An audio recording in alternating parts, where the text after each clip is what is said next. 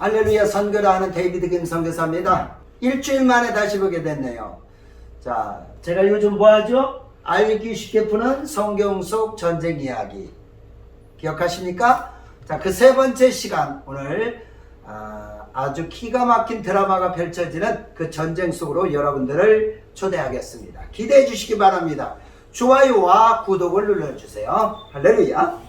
자, 오늘 우리가 살펴볼 전쟁 이야기는 아이성 전투입니다. 세 번째 전쟁 아이성 전투인데 그거에 앞서서 바로 앞에 전쟁이 하나 벌리죠. 제가 여러분 아시죠? 전쟁 얘기, 성경에 있는 전쟁 얘기를 다 하지 않아요. 왜? 여러분이 아는 거 굳이 제가 계속 뭐 할 필요가 있습니까? 여러분이 잘 모르는 거, 또 집 꼭 필요한 것들을 제가 시리즈로 하지, 전쟁, 성경에 있는 거 다 오면은 아마 죽을 때까지도 다 못할지도 몰라요. 그렇기 때문에 중요한 것들만 뽑아서 한다는 것 기억해 주시기를 바랍니다. 자, 우리는 먼저 여리고성 전투를 좀 봐야 되겠죠. 자, 이제 여러분 잘 보이시나요? 자, 여리고성이라고 하는 것은 뭐냐? 성은 작은데 굉장히 난공불락의 섬입니다. 이 성은요, 정말 도저히 이게 정복할 수 없는 그런 성, 난공불락의 성을 가지고 있죠. 여러분 혹시 아십니까? 당태종이 20만 대군을 이끌고 고구려를 쳐들어왔어요. 그때 대망리지였던 연개소문이 15만 명의 군대를 가지고 전투를 벌이는데 그 싸움에서 그냥 단숨에 박살이 나버립니다. 그리고 파죽지세로 해서 이 당나라 태종이 바로 안시성을 정복하고 그 다음에 평양으로 진격하려고 했던 것이 당태종의 전략이었어요. 그런데 그게 막히는 것이 뭐냐? 안시성이에요. 안시성. 그 안시성에는 5,000명을 가지고 있는 그 군민들이 있었어요. 아주 조그마한 성이었어요.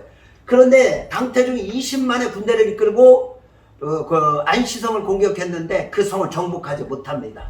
결국 그 성읍에서 패해서 당태종이 눈을 잃고 피눈물을 흘리면서 돌아간 것이 바로 안시성 전투요. 그처럼 성읍 하나가 견고하게 있는 것은 굉장히 중요합니다. 그런데 성경에 보면 이 여리고성은 바로 그런 성이었어요. 이 여리고성이라고 본다면은 여리고성이 어떻게 되어 있느냐? 이렇게 이중구조로 역사학자들이 이중구조를 가지고 있다고 그래요. 먼저 뭐냐? 바깥에 성벽이 하나 이렇게 두 겹으로 세워져 있어요. 성벽이 두 겹으로. 그래서 바깥에 성벽의 높이가 뭐냐? 6에서 8m. 그러니까 웬만한 사람은 올라오지 못하죠. 그런데 그 두께가 뭐냐? 2m. 2m짜리 두께를 가진 성벽이 6m에서 8m짜리가 버티고 있는 거예요. 그런데 그것뿐만이 아니에요. 그 뒤에 또 뭐냐? 안쪽으로 14m를 가지고 있는 그러한 성벽이 안쪽에 하나 더 있다라는 거예요. 그러니까 웬만큼 부셔가지고는 이 성벽을 도저히 정복할 수가 없는 거죠. 그렇기 때문에 이 여리고성은요, 아주 의시당당, 어떤 적들이 쳐들어도 우리는 두려워하지 않는다. 그런 생각을 가지고 있었을 거예요. 역시 이스라엘이라고 하는 나라가 전투 많이 해본 적도 없지만 이 성읍을 어떻게 이기겠습니까? 그런데 하나님이 하시니까 역사가 일어나는 거예요. 자, 이 성읍을 어떻게 정복하게 됐느냐? 바로 많은 역사학자들은 갑자기 성읍이 무너져 버렸는데 그 성읍이 안쪽으로 무너진 게 아니라 바깥쪽으로 무너져 버린 거예요. 그러니까 이 성읍의 역사학자들은 이 성읍이 지진이다라고 얘기해요. 갑자기 이 부분에 지진이 일어나가지고 어떻게 성벽이 다 무너져 버리니까 바깥쪽으로 무너지니까 이스라엘 백성들이 숨어 있다가 어떻게 해요? 그냥 계단식으로 무너진 흙을 밟고 들어가서 우왕좌왕하고 이 지진으로 인해서 우왕좌왕하고 있는 이 여리고성 백성들은 그냥 군사들을 한 번에 무너뜨렸던 것입니다. 그래서 이 여리고성 견고한 성이라고 했던 이 여리고성을 단번에 함락할 수 있었던 거죠. 전적인 하나님의 은혜라는 거예요. 그래 우리가 그렇습니다. 아무리 어렵고 힘들어도요 도전하는 거예요. 믿음으로 여러분이 밀어붙이면 하나님께서 놀랍게 역사할 줄 믿습니다. 우리 앞에 어떤 견고한 성이 있다 할지라도 여리고성이 우리를 막는다 할지라도 우리는 까양까양 I can do it 할 수 있습니다. 얼마든지 할 수 있다는 사실을 기억하시기를 바랍니다. 자, 이제 본격적으로 아이성 전투에 대해서 알아보겠습니다. 자, 처음에 이스라엘 백성들이 아이성을 공격해야 되겠는데, 여호수아 장군이 하는 그런 패턴이 있죠. 먼저 척후병을 보내서 그 성을 살피는 것입니다. 왜냐하면 여호수아 장군은 굉장히 지략가였기 때문에, 그래서 척후병을 보냅니다. 그런데 그들이 가지고 온 보고에 오면, 장군, 우리가 굳이 온 백성들 갈 것이 없습니다. 그냥 한 2~3천 명만 보내면 그 상업을 쉽게 무너뜨릴 수 있어요. 그러니까 어떻게 해요? 여호수아 장군이 3,000명을 그 전투에 내보냅니다. 그런데 그 3,000명이 나가가지고 어떻게 해요? 박살이 나고 왔어요. 완전히 거기에서 30여 명이 쳐 죽임을 당하고, 그 다음에 이스라엘은 완전히 정말 꽁무니가 빠지라고 도망을 그냥 오게 되는 그런 사건, 대패를 해버린 거예요. 아주 이 싸움에서 우습게 봤던 이 아이성 전투에서요, 완전히 박살이 나버렸습니다. 근데 이게 뭐예요? 중요하냐면, 앞에서 여리고성을 점령하니까 수많은 가나안 땅의 족속들이 쳐다보고 있잖아요. 그런데 그냥 손쉽게 그 견고한 여리고성을 정복해버리니까 얼마나 많은 사람들이 두려워하고 있겠어요. 그런데 오늘 이 조그마한 아이성에서 어떻게 해요? 완전 이스라엘이 대참패를 해버리니까 이제는 정말 주변에 있는 수많은 부족들이 겁을 내지 않습니다. 두려워하지 않는 거예요.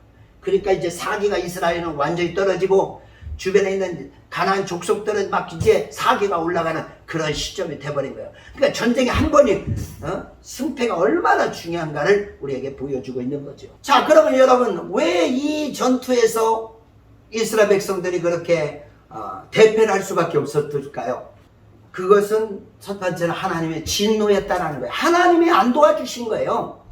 뭐니 해도 이 싸움에 하나님이 도와주셔야 되는데 도와주질 않았어. 왜? 하나님이 진노했기 때문에. 왜 그렇습니까? 분명히 하나님께서 이스라엘 백성들에게 말했어요. 이 여리고성을 정복할 때 하나님께서 그들에게 명령하여 이르시기를, 너희는 그 성읍에 가서 모든 성읍을 쳐서 정복하게 되거든 노량물을 거둘 것인데 거기에 하나도 이번에는 손대지 말고 여호와의 전에 하나님께 드려야 된다. 왜 그냥 첫 것입니다. 여러분, 성경의 첫 것이 얼마나 중요한지 몰라요. 첫 것을 하나님께 드린다는 것은 이 모든 영광, 모든 것들이 하나님께로부터 비롯되어졌다는 것을 말해주고 있기 때문에 그렇습니다. 그래서 하나님께서 그들에게 명령하여, 너희들 이 여리고성의 전투에 승리하거든 노량물은 절대로 너희가 취해서는 안 된다. 그런데 어떻게 됐죠? 아간이라고 하는 사람이 노량물 중에서 신할산 외투 한 벌, 은 200세겔, 그리고 금덩어리 하나, 외투 한 벌 하고, 그 다음에 은덩어리, 금덩어리 하나씩을 이렇게 자기 장막 밑에 숨겼던 거예요. 이것 때문에 하나님의 진노를 불러일으키고 그 싸움에서 이스라엘 대패를 하게 되었던 것입니다. 그래서 우리 하나님의 말씀에 순종하는 것이 얼마나 중요한 걸 우리에게 보여주고 있어요. 그래서 어떻게 합니까? 이 여호수아와 백성들이 하나님께 기도하고 나서 그들을 색출합니다. 그래서 아간을 색출해가지고 증거를 들이대니까 결국에는 자백하게 되죠. 그래서 아간과 그의 일가족을 끌고 가서 골짜기에 가서 온 백성들이 돌로 쳐 죽였어요. 그 한 사람 때문에, 한 가족 때문에 온 이스라엘의 위기를 당했기 때문에 그들을 돌로 쳐 죽였던 것입니다. 그래서 후대 사람들이 그 골짜기 이름을 아간의 골짜기, 아간 골짜기, 아간 골짜기, 아골 골짜기, 아골 골짜기라고 후대에는 이름을 짓게 되었던 것입니다. 여러분 기억하십니까? 아골 골짜기, 예수님이 십자가를 지고 갔던 그 골짜기가 나중에 바로 그 골짜기였다라는 사실입니다. 어쨌든 이제 그 죄덩어리를 다 원인을 드러내고 이제 다시 새 출발하면 된다 이거예요. 그래서 이스라엘 백성들이 이제 두 번째 전투를 준비하기 시작합니다. 자, 이 아이성 전투 두 번째 전투가 본격적인 전투예요. 여러분 기억하세요. 한 번 패했다고 끝나는 것이 아니에요. 한나라 유방과 초나라 항우가 전쟁을 수도 없이 전쟁을 했어요. 전쟁을 할 때마다 어떻게 유방이 계속 찌른 거예요. 항우는 여러분 알죠? 항우 천하장사, 항우장사. 아주 항우를 어떻게 이깁니까? 유방은 전쟁을 하는 쪽쪽 졌어요. 그런데 마지막에 한 번에 승리하면서 전국을 통일하게 되었던 것입니다. 그래서 한나라가 시작된 거예요. 여러분, 한 번 졌다고 해서 포기하면 안 돼요. 또 도전하고 도전하고. 오늘 우리가 힘들고 어렵다고 포기하지 말고 한 번 졌어도 다시 도전. 누구처럼? 아이성 전투 이스라엘 백성 이 여호수아처럼 또 도전하는 거예요. 자, 이제 원인을 분석했습니다. 쇳덩어리를 다 긁어내고 새춤을 하는 것입니다. 그래서 이번에 하나님께 기도하면서 하나님이 그래 알았어 너는 가라 주님이 말씀하시는 대로 이제 여호수아가 전략을 짜게 되는 거죠. 어떻게? 제일 먼저 했던 것이 여기입니다. 이스라엘 군대가 여기 주둔하고 있지요. 여기가 어디예요? 아이성입니다. 아이성. 아이성이요, 희한하게 영어에도 보면은 AI성이야. AI성. 우리나라 아이 꼬맹이 그런 뜻이 아닙니다. 아이성, 아이라는 이름을 가진 성이에요. 자, 여기서 준비하고 있는데 오늘 여호수아가 딱 작전 날짜를 정합니다. 언제 몇 월 몇 시에 우리 공격한다. 그리고 딱 준비를 하고 그 전날 밤에 이 여호수아가 어떻게 전략을 세우냐면 여기서 후방으로 해서 살금살금 해서 성의 북쪽으로 3만 명을 뽑아가지고 매복을 시켜놓는 거예요. 숨어서. 여러분 매복 아시죠? 아무도 모르게. 그러려면 여기 이스라엘 군대가 주위를 이쪽으로 온통 아이성에서는 이쪽을 향하도록 막 소리 지르고 뭐 별짓 다 했겠죠. 어쨌든 뒤에서 후방에서 3만 명을 뽑아가지고 이제 매복조를 설치를 해놨습니다. 다 든든히 하고, 야, 드디어 이제 날이 밝았습니다. 이스라엘 본진이 들어오기 시작합니다. 본진이 들어오다가 어떻게 해요? 여기서 딱 이번에는 어느 시점까지 가니까 여기서 멈추는 거예요. 왜 그렇습니까? 여기서 계속 골짜기를 기어 올라오다가 다 지치고 쓰러지면 안 되니까 어느 정도 온 다음에 여기서 멈췄습니다. 전원을 가다듬지요. 지혜롭지요? 그 다음에 어떻게 해요? 주위를 여기서 또다시 막 주위를 환기시켜서 아이성 사람들이 이쪽을 바라보고 할 때 다시 군사 5,000명을 이쪽 서쪽에다가 2차 매복을 시켜 놓는 거죠.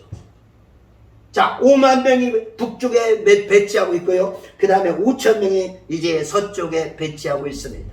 그래서 이제 여기 본진에 있던 이제 군대들이 막 전투가 시작됐습니다. 전투를 벌이니까 이 성읍 사람들이 하다 보니까 이스라엘 사람들이 안 되겠네 하면서 점점 패해서 도망가니까 역시나 이들이 지난번과 같이 별로 힘이 없구나. 그냥 말만 요란하지 이스라엘 군대가 형편없어. 그래서 어떻게 이번에 박살을 내겠다고 해서 이 성문을 열고 모든 사람들이 막 따라가기 시작하는 거예요. 그때 이들이 어디까지 가게 되느냐? 잠깐 기다리세요.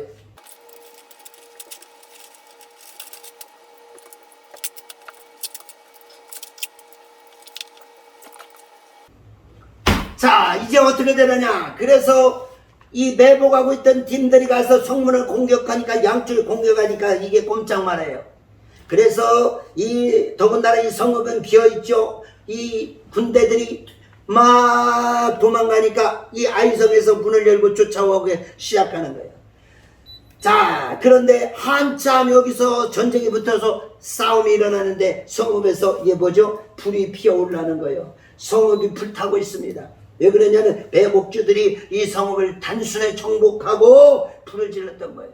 그래서 이거 큰일 났다 하고 있는데 이 매복주들이 두 갈래에서 공격해 들어오기 시작했습니다. 그러니까 이제 앞에서 도망치던 이 군대가 어떻게 해요? 앞에서 도망치던 이 본진이 말머리를 돌려서 공격해 들어오고 또 뒤 후방에서 이제 55,000명이 공격해 들어오니까 중간에 도관해준 쥐예요. 지난번 1강에 선 것처럼 4+5 전쟁하고 똑같은 그런 사건이 되는 거예요. 이게 전쟁을 잘하는 사람은요 항상 이렇게 도관해준 쥐처럼 몰아가는 거예요. 그래서 오늘 이 전쟁에서 아이 백성들이 아이성의 이 군사들이 전멸을 하게 되는 것입니다. 참 이 전쟁을 보면은 여호수아가 정말로 얼마나 전략을 잘 세웠는가를 우리들에게 보여주는 거예요. 자, 그래서 오늘 우리가 이 전쟁을 통하여 깨달아야 될 것이 바로 네 가지입니다. 첫 번째는요, 승리는 하나님께 달려있다라는 것입니다. 이스라엘 백성들이 여리고성을 정복할 때도 그렇고 오늘 아이성을 정복할 때도 그렇고 하나님이 이끌어주고 하나님이 도와주시고 하나님이 역사하시면 그들은 승리하게 되는 것이죠. 홍해를 가른 것도 그들이 한 것이 아니고 요단강을 가르고 그들이 건너온 것도 하나님이 하신 것입니다. 이 모든 것들은 하나님이 하고 계시다는, 오늘도 우리가 그렇습니다. 우리가 어떤 어려움을 만나든지 태산 같은 문제와 여리고성과 같이 아이성과 같은 전투를 만났을 때 우리가 두려워하지 말고 하나님께 모든 것이 있다, 하나님의 손에 모든 것이 있다라는 것을 기억해야 돼요. 그래서 어떻게 우리는 하나님 말씀에 순종하면 되는 거예요. 하나님이 하나님 명령한 것들은 그대로 순종. 그러나 왜 하나님께서 왜 우리에게 성경을 허락하여 주셨습니까? 왜 우리에게 이 성경을 주셨어요? 순종하라고. 하나님 말씀, 우리가 승리하는 비결이 여기에 있습니다. 하나님께서 우리에게 이 말씀에 순종하라, 너는 이렇게 살아라, 이렇게 행동해라 라고 하면 아멘하고 우리는 그렇게 나가면 되는 거예요. 그런데 오늘 이스라엘 백성들이 아이성 전투 첫 번째에서 자기 나름대로 이거 숫자가 적으니까 한 2-3천 명만 보내면 되겠지, 그렇게 하니까 안 되는 거예요. 그리고 하나님이 말씀하셨잖아요. 모든 것 첫 것은 하나님께 드려라. 그러니까 그 말씀에 순종하면 오늘 어떻게 돼요? 다 승리할 수 있어요.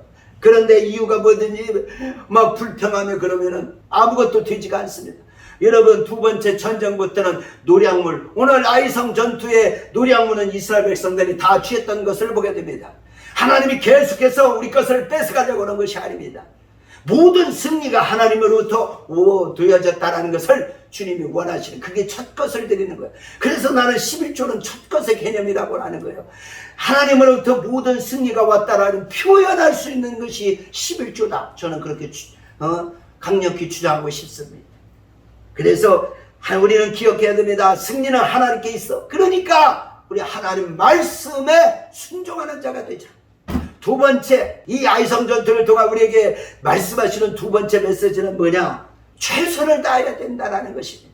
많은 사람들이 큰 것은 최선을 다하려고 하죠. 그런데 작은 일에는 최선을 다하지 않습니다. 충성하지 않습니다. 오늘 여리고성 전투는 너무나 크고 광대하고 견고해 보이니까 모든 사람들이 최선을 다하잖아요. 열심히 말씀대로 한 바퀴 돌아가면 한 바퀴 돌고, 7바퀴 돌아가면 7바퀴를 돌고, 소리를 지르려면 지르고 그대로 순종하니까 되더라 이거예요. 그런데 아이성은 자기가 볼 때 이거는 쬐꼬만하고 이것은 조그만하고 성음도 만만하게 보이는 거예요. 그러니까 그냥 대충 했던 것입니다. 오늘 사랑하는 성도들이여, 우리가 적은 일에 충성해야, 우리가 하나님의 우리가 주의 일을 할 때 어떤 것도 작은 일에 충성하는 자가 돼야 될 줄 믿습니다. 어떤 일이든 최선을 다하는 자가 돼야 되는 거예요. 여러분이 직장에 있든 사업장에 있든 또 교회에 있든 간에 최선을 다해야 되는 것입니다. 적은 일이든 큰 일이든 가리지 말고 내게 맡겨준 일이라면 최선을 다하는 거예요. 아무리 작은 이 전투라 할지라도 최선을 다하여 준비하고 전력을 세워서 나가니까 결국에는 승리하게 되더라고요. 그런데 그냥 이거 본 백성 귀찮게 하지 말고 그냥 한 2-3천 명만 보내주세요.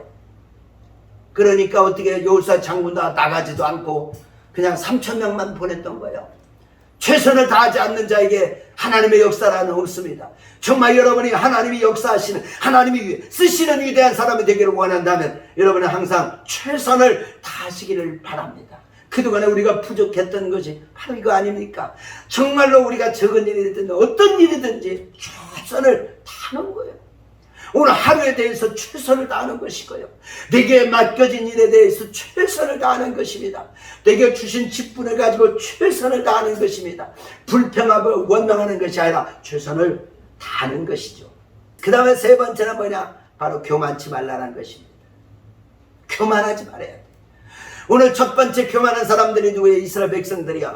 이거 크고 강대한 성, 이 견고한 성열이 오래 정복했기 때문에 이스라엘 아이성 백성들은 눈에 들어오지도 않는 거예요. 그렇기 때문에 교만했기 때문에 오늘 이런 전쟁에서 대패하게 되었던 것입니다. 근데 두 번째 누가 또 교만하죠? 바로 이 아이성 사람들이 앞에서 승리하니까 그 다음에 교만해서 우쭐하는 마음이 들어 거품이 들어가는 거예요. 그러니까 교만하면 패망의 선봉이에요. 그러니까 우리가 조심해야 될 건 교만한 마음입니다. 하나님이 우리를 높여주면 겸손하게 나 같은 것이 어찌 다만 최종은 할 일만 했을 뿐입니다. 하나님이 영광을 받으셔야 됩니다. 하나님께 영광을 돌려야 하는데 우리가 조금 잘 나가면 우쭐해버리는 거야. 하나님 물질 줘보니까 그냥 우쭐해가고 교만 떨어버리네.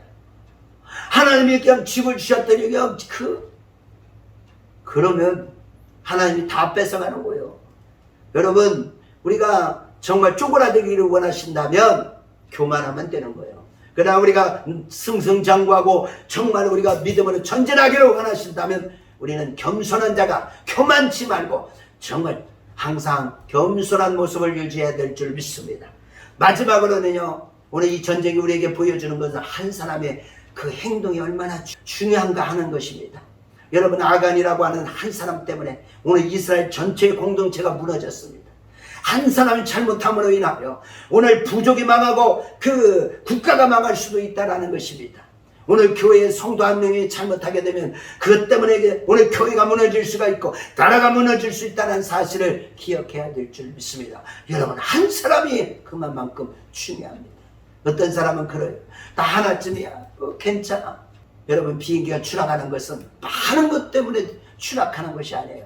부품 하나의 결함 때문에 거대한 비행기가 추락할 수 있다는 것입니다. 한 사람 때문에 오늘 이 전쟁에서 정말 모두 참패를 겪게 되었던 것입니다. 한 사람이 굉장히 중요해요. 한 사람이 전체를 망하게도 하고 한 사람이 전체를 흥하게도 할 수. 여러분, 한 사람 때문에 여러분의 가문이 일어날 수도 있는 거예요.